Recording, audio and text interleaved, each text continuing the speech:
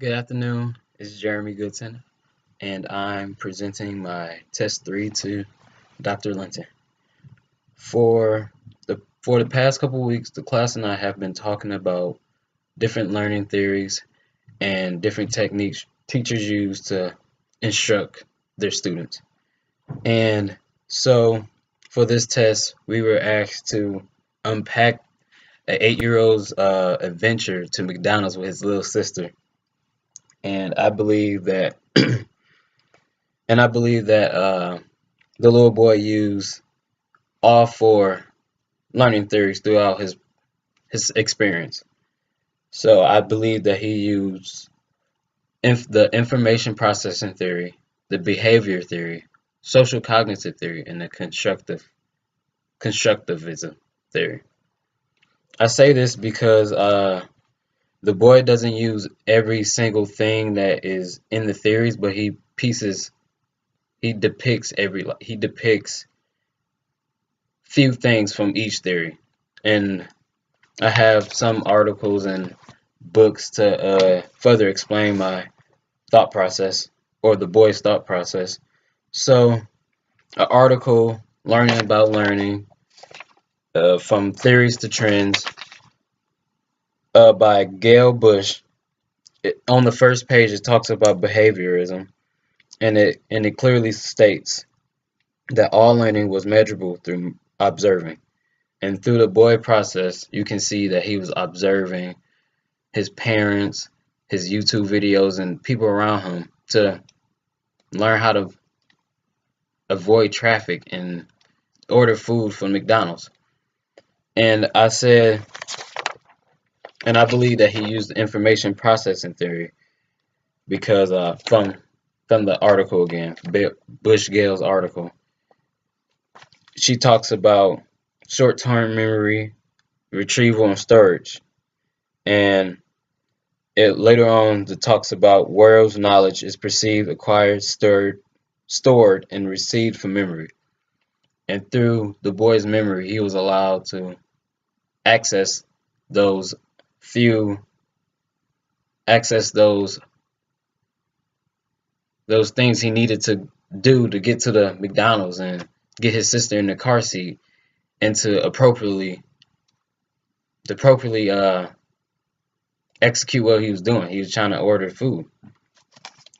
And also, I believe that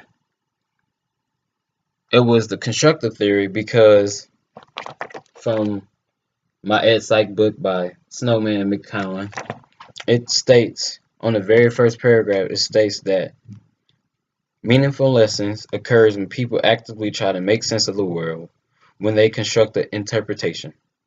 When they construct the interpretation, they is discovering how and why things work by filtering new ideas and experiences through existing knowledge and structures. So with the 8-year-old boy, he used those prior knowledge skills from seeing his parents drive around town and ordering food at the McDonald's really helped him be able to go to McDonald's and order food for him and his sister. And for my next task were to identify the outside factors that promoted and supported him to learn these new skills. So a couple things I noted down was that his access to the internet, to YouTube, because without YouTube, he wouldn't know how to drive the car or start the car if it wasn't those instructions from the internet. And also the outside factors, obviously his parents, because without his parents, he wouldn't know how to strap his sister in, or we're able to find the car keys without seeing his parents go around in front of him, taking the car keys and telling him to come in the car and things like that. And for my next section, I'm going to explain the skills and knowledge that the boy needed to obviously go take the car out and go to McDonald's.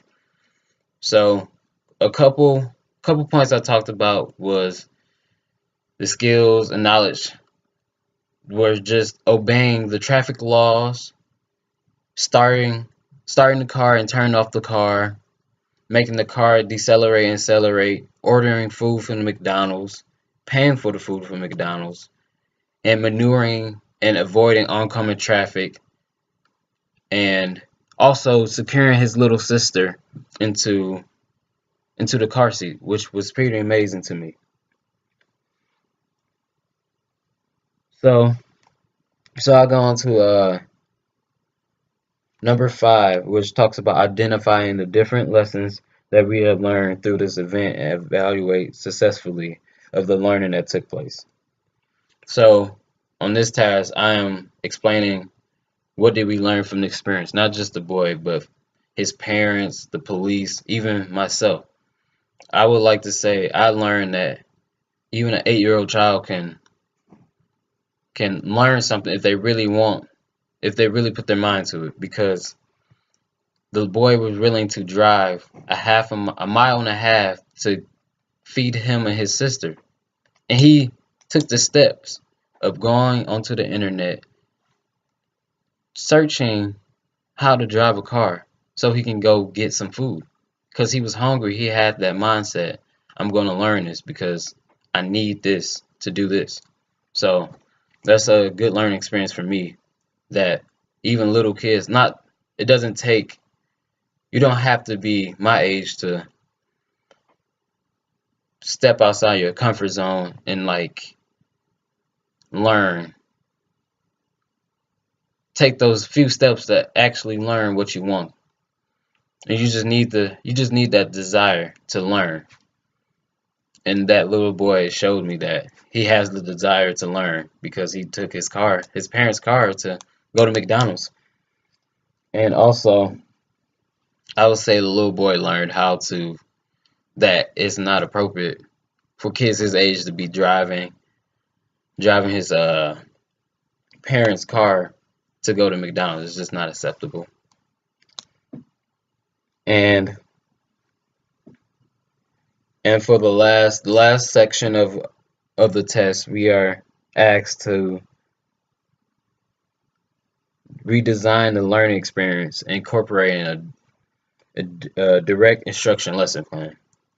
So I put this into my Word document, so you can check that out when I send it to the School of Education. But just a few points on it.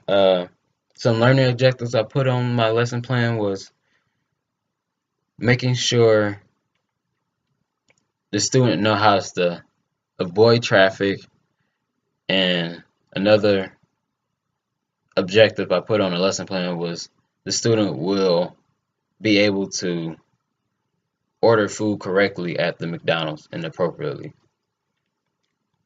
So, and also I attached my grading rubric to the document as well. So it'd be on the Word document too. And I hope this is my first broadcast, and I hope that this meets all the criteria for the test. And thank you so much, Dr. Linton, for being a great teacher and giving me the tools to further my education. I really appreciate it. Thank you so much, and I hope this test answered all the questions, because it was definitely a good test. It was very challenging, but it was a fun test to unpack everything. So thank you for listening.